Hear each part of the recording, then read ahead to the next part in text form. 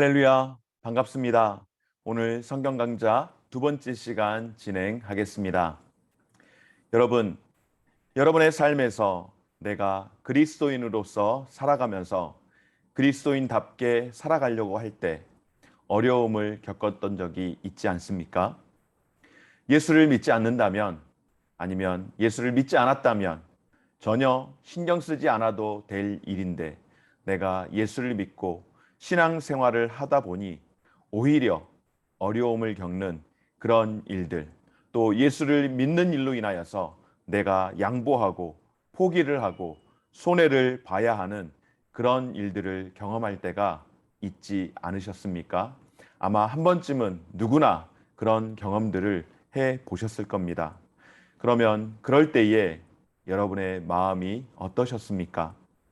직장 생활을 하면서 동료들이 내가 예수를 믿는다라는 것을 알고 있음에도 불구하고 나를 유혹하고 나를 시험에 들게 할 때에, 혹은 조금은 심하게 표현하면서 너만 예수를 믿는 거냐고, 너보다 잘난 누구누구도 또 누구도 다 예수를 믿는데 너처럼 그렇게 유별나지는 않다고, 너처럼 그렇게 광신도처럼 반응하지는 않는다라고 이야기를 한다면 여러분 어떨 것 같습니까?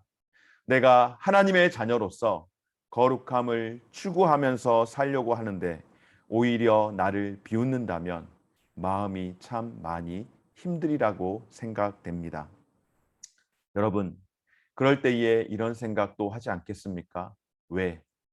왜 나만? 왜 나는 이렇게 살아가야 할까? 다른 사람들, 예수 믿는 사람들은 저렇게 편하게 살아가는데, 다 예수 믿는다고 하는데 그냥 똑같이 세상에서 살아가는데 나만 왜 이렇게 구별된 삶을 살아가야 하나 하는 생각 들지 않겠습니까? 때로는 자조 섞인 그런 마음이 들지도 모르겠습니다.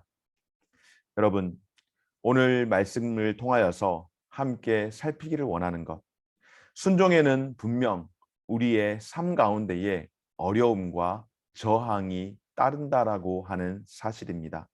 순종하려고 할 때에 반대에 부딪혀서 절망에 빠질 수도 있다라고 하는 것입니다. 나만 그럴까요? 아니요, 그렇지 않습니다. 모세가 그렇게 살았습니다. 모세도 그런 삶이, 그런 시간이 있었습니다.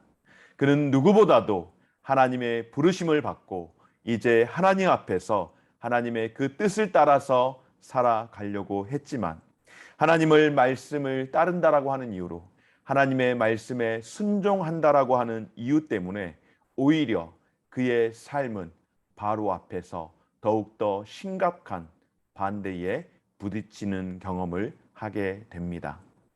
그래서 오늘 이 시간은 구속자 되시는 하나님께서 어떻게 영광을 드러내시는지, 하나님 안에서 우리가 암과 쉼을 통하여서 평안을 찾는 법을 배우는 그런 귀한 시간 되기를 소망합니다.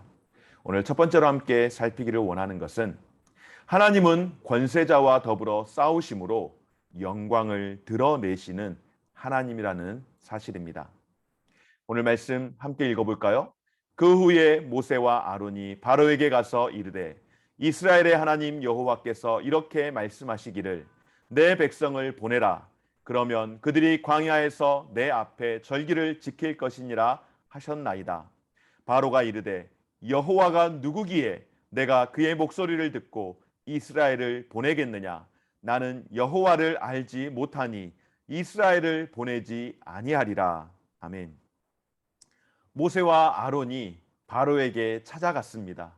그리고 바로 앞에서 하는 이야기가, 하나님께서 자신들을 보내셨으니 광야에서 하나님 앞에 절기를 지키기 위해서 우리를 보내라고, 우리를 보내도록 하나님이 말씀하셨다고 하나님의 말씀을 전하고 있습니다.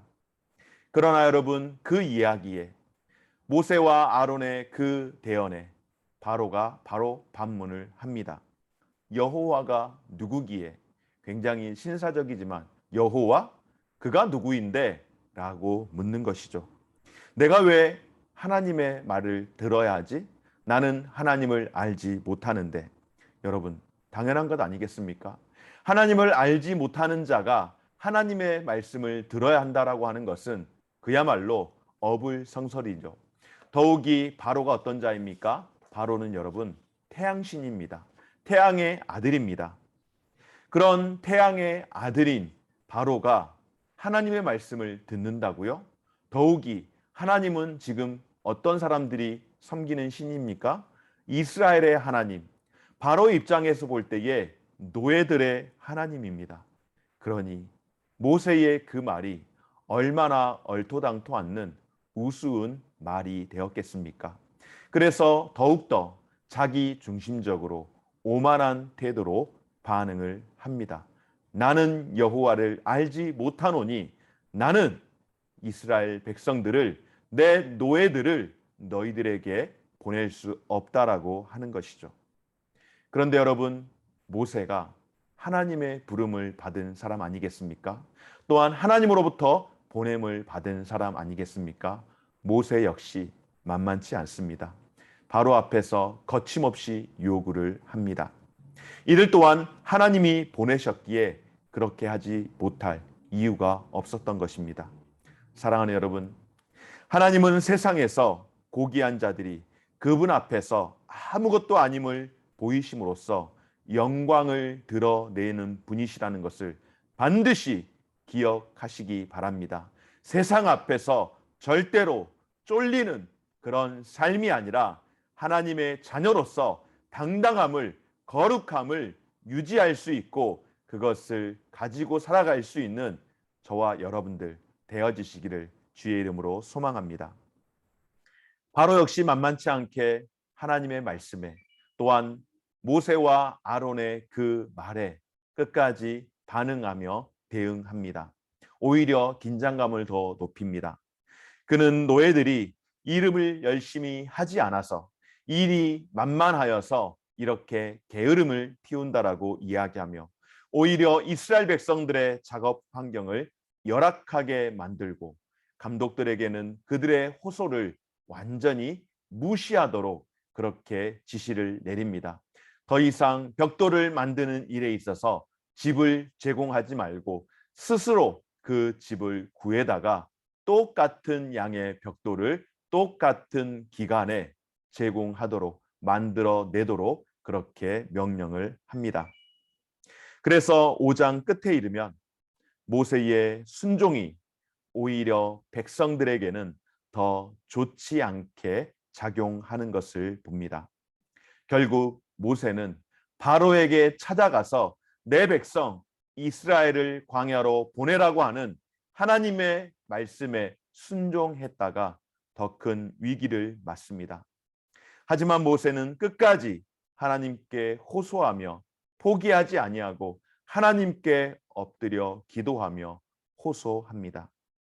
사랑하는 여러분, 하나님의 방식은 분명 우리의 방식과 다릅니다. 하나님은 바로를 당장 멸할 수 있는 그런 능력이 있는 전능하신 하나님이십니다. 그럼에도 불구하고 하나님 어떻게 하셨습니까? 그렇게 하지 않으셨습니다. 다만 머지않아서 모세는 바로와 함께 하나님의 영광이 펼쳐질 것을 보게 될 터인데요. 바로 모세를 통하여서 바로는 그것을 목도하게 됩니다. 사랑하는 여러분, 낙담하게 될 때에 하나님의 다스리심을 기억하십시오. 낙심할 일이 있을 때에 하나님의 주권과 하나님의 통치를 반드시 기억하시기 바랍니다. 주님이 우리의 삶 가운데에 우리의 사역 가운데에 때로는 우리의 고난을 마침표 찍어 주실 줄 확신하시기 바랍니다. 그것을 그 믿음을 붙들고 살아가시기 바랍니다. 왜냐하면 주님께서 우리를 인도하시는 길은 언제나 선하고 의롭기 때문인 줄 믿습니다. 그러면 여러분, 하나님께서 이와 같이 완강하게 거부하는 바로에게 어떻게 행하실까요?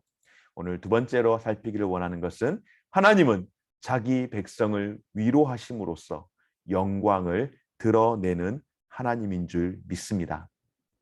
여러분, 약속이라고 하는 것, 약속이라고 하는 것은 무엇일까요? 앞으로 일어날 일에 대하여서 우리에게 주는 희망입니다.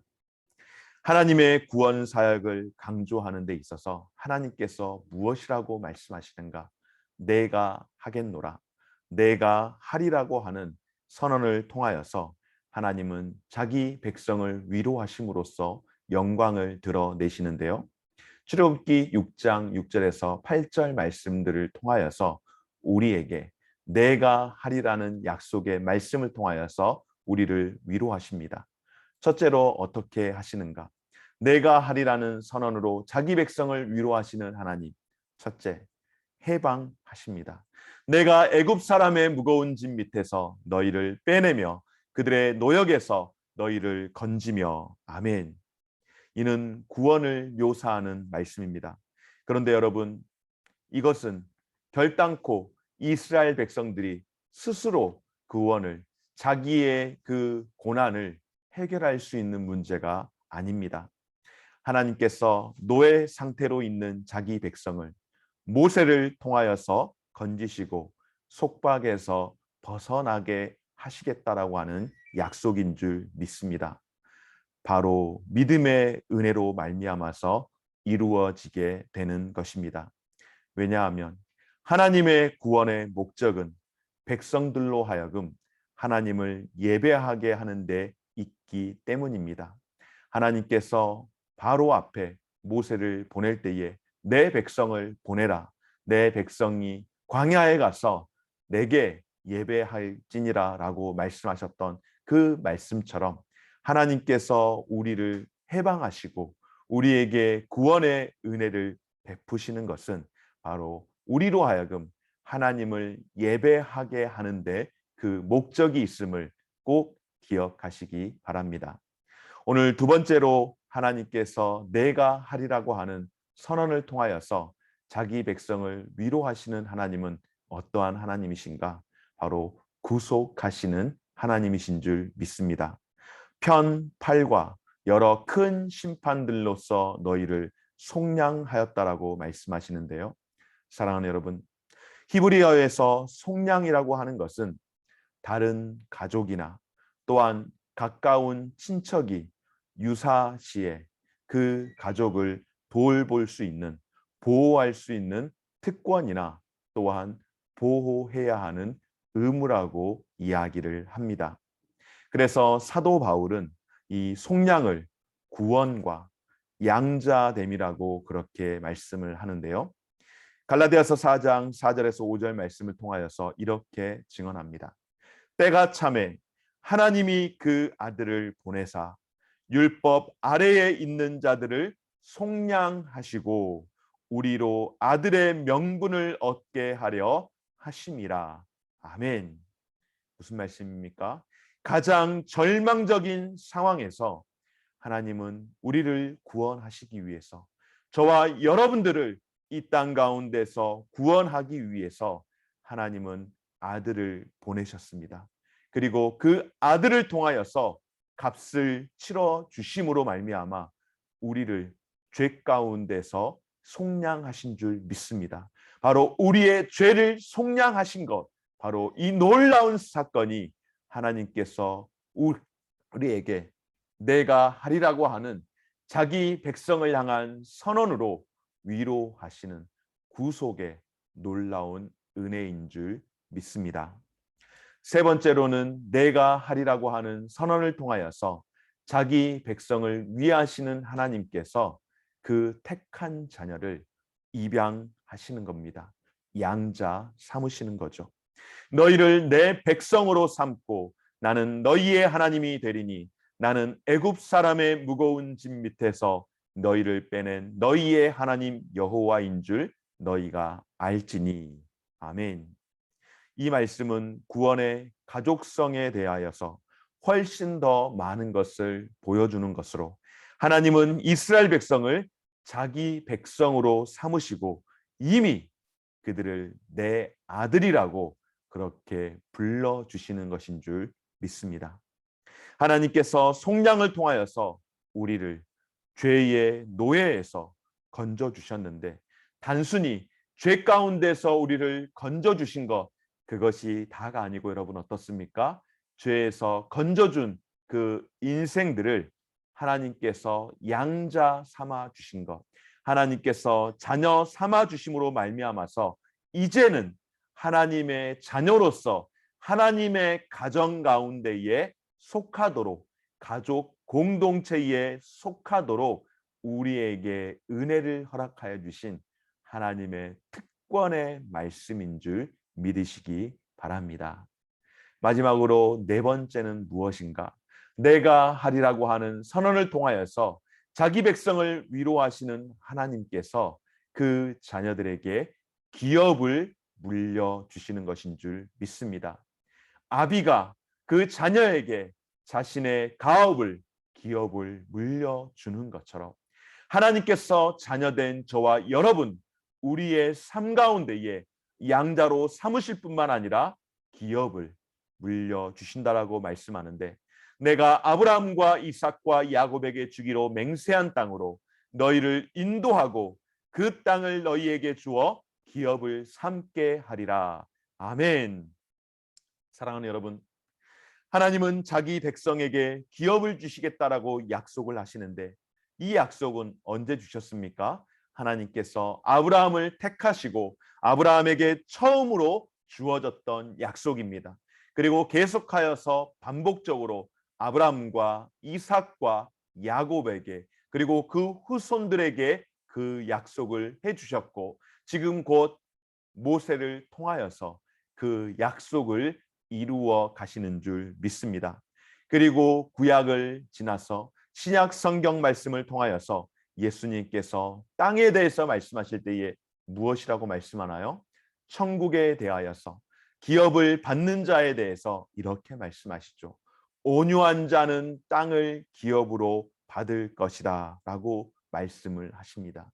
여러분 이것은 궁극적으로 약속의 땅을 기업으로 받는다라고 하는 것은 종말에 가서 우리가 새 하늘과 새 땅을 향한 소망을 받는 것으로 아버지 하나님께서 이것을 새 하늘과 새 땅으로 땅을 받는다라고 하는 것, 땅을 받는다라고 하는 것 이것은 새 하늘과 새 땅으로 연결시켜 주시는 그리고 우리로 하여금 그 천국의 영원한 삶을 살도록 하시겠다는 약속으로 이어지는 것인 줄 믿습니다. 하나님께서 저와 여러분들 내가 하리라고 하시는 그 약속의 선언은 여러분 무엇인가? 첫째로 죄 가운데 있는 우리를 해방시켜 주시고 또한 죄 가운데 있는 우리를 구속하여 속량시켜 주실 뿐만 아니라 자녀 삼으셔서 그리고 자녀된 자에게 땅을 기업으로 주시겠다라는 그 약속은 궁극적으로 새 하늘과 새 땅에서 함께 하시겠다라고 하는 하나님의 영원한 약속인 줄 믿고 이 약속에 소망을 붙들고 살아갈 수 있는 우리 모든 성도님들 되어지시기를 간절히 소망합니다.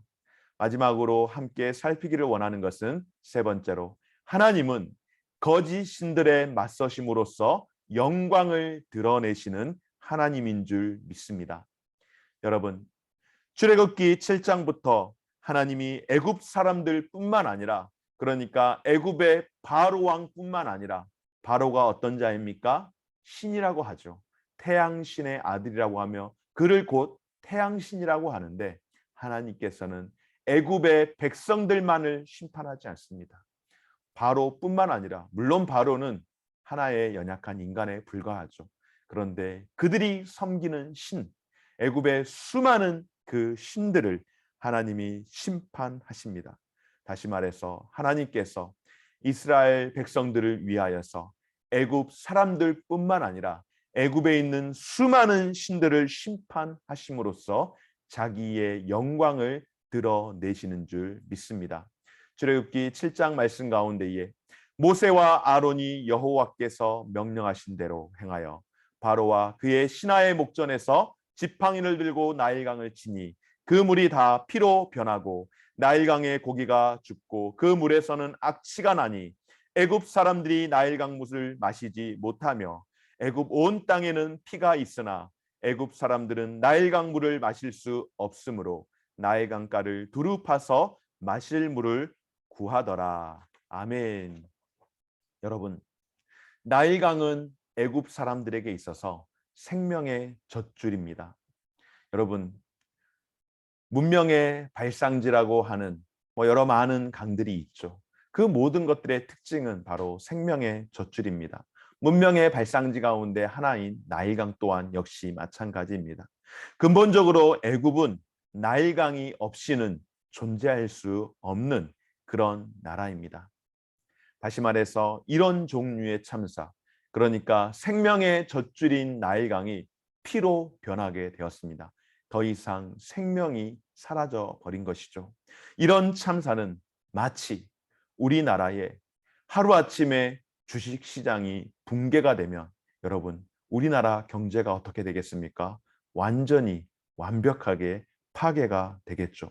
경제가 무너질 겁니다. 최근 아프간이 탈레반이라고 하는 이 반군에 의하여서 아프가니스탄 이 모든 나라가 점령당하게 되었습니다. 이런 상황은 그곳에 남아있는 수많은 사람들이 고통을 겪게 되는 난민으로서 지금 여러 많은 뉴스를 통하여서 아프간에 대한 소식들을 들을 때에 얼마나 많은 어려움들을 겪는 것을 우리가 간접적으로 충분히 느끼고 배우고 경험할 수 있지 않겠습니까? 또한 이러한 상황은 식수가 오염되고 국민들이 사재기를 함으로써 말 그대로 나라가 혼란 그 자체에 휩싸였다라고 하는 것과 같습니다. 바로 나일강이 피로 변했다라고 하는 것은 이와 같은 것이라는 겁니다. 애굽 사람들이 나일강을 그들의 창조주로, 그들의 생명으로, 그렇게 그들의 공급자로 숭배하는데 하나님께서 나일강을 피로 변하게 하심으로써 그 신들을 완전히 심판하시고 그 신들을 무너뜨리신 것입니다. 여러분, 그런데 이렇게 애굽의 나일강을 피로 변하게 했을 때에 그것을 흉내냈던 자들이 있습니다. 바로 애굽의 마술사들이죠. 이들이 했던 행위가 무엇입니까? 모세를 따라서 그 이적을 따라하기를 했던 것입니다. 흉내를 냈던 것이죠. 근본적인 문제를 해결한 게 아닙니다. 여러분, 모세가 지금 나일강을 그들이 섬기는 신이라고 이야기하는 생명의 탄생지라고 하는 나일강을 피로 바꾸었다면은 마술사들이 행해야 할 일은 무엇인가요? 그 피로 변한 강물을 다시금 깨끗한 생명수로 바꾸어야 하는 것이 마술사들이 행해야 할 일인데 이 어리석은 마술사들이 그런 능력이 없는 것이죠. 자신들이 스스로 그런 능력이 없는 거짓 마술사, 요술사들이라는 것을 자인하는 것은 그냥 흉내를 내는 것입니다. 여러분, 바로 이것이 애굽의 신을 심판하신 하나님의 영광인 줄 믿습니다. 그러나 바로가 그 일에 전혀 관심을 갖지 않습니다. 사랑하는 여러분, 우리는 하나님께서 애굽의 재앙을 내리심으로 발견할 수 있는 주제가 한 가지 있습니다. 오늘 이 시간을 통하여서 저와 여러분들이 꼭 기억하기를 원하는 것 무엇일까요? 바로 내가 여호와인 줄을 알리라. 하나님은 애굽 사람들에게 또 바로에게 하나님 자신이 내가 여호와다. 내가 너희를 구원하는 여호와다. 이스라엘 백성과 온 세계 만방에 그리고 오늘 이 시대를 살아가고 있는 저와 여러분들에게 내가 여호와임을 나타내기를 원하신 것인 줄 믿습니다. 사랑하는 여러분, 주님만이 하나님이신 줄을 모두가 알게 하는 것. 오늘 저와 여러분 또한 주님을 알고 경배할 수 있는 우리 모든 성도님들의 삶이 되어지시기를 주의 이름으로 축원합니다. 말씀을 마치겠습니다. 하나님이 바로에 맞서 재앙을 일으키심으로써 영광을 드러내시는 모습을 보면서 우리는 경외함을 느낄 수밖에 없는 것입니다. 때로는 우리의 삶 가운데에 낙담되는 순간에 부딪힐지라도 온 세상을 덮는 하나님의 영광과 복음의 놀라운 소식을 신뢰할 수 있기를 소망합니다. 여러분, 이런 이유로서 우리는 힘든 시기에도 순종의 삶을 살아가십시다. 사랑하는 여러분, 이 땅의 모든 사람에게 유일하신 하나님을 알림으로써 하나님의 약속 안에서 쉼을 얻으며 하나님의 주권을 신뢰할 수 있는 우리 모든 성도들 되시기를 간절히 소망합니다. 또한 하나님을 인정하고 하나님의 구원 약속을 받아들임으로써 평안함을 누리십시오. 평안의 주체는 오직 하나님밖에 없는 줄 믿습니다.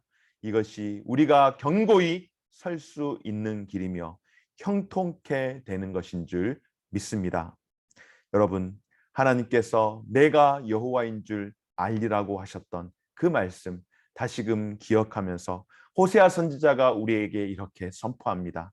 우리가 하나님을 알되 힘써 알자라고 말씀하시며 그는 우리를 살리시며 또한 우리를 일으키시며 우리를 살게 하시는 하나님이라고 말씀하시는데, 우리가 하나님을 아는 것이 바로 견고하게 서는 것이며 형통케 되어지는 것임을 다시 한번 믿고 바로 설 수 있는, 믿음 안에 설 수 있는 귀한 성도들 되시기 바랍니다. 오늘 여기까지 함께 하며 강의를 마치도록 하겠습니다. 오늘도 함께 하신 우리 모든 성도님들께 감사를 드리며 평안한 저녁 되어지시기를 소망합니다. 감사합니다.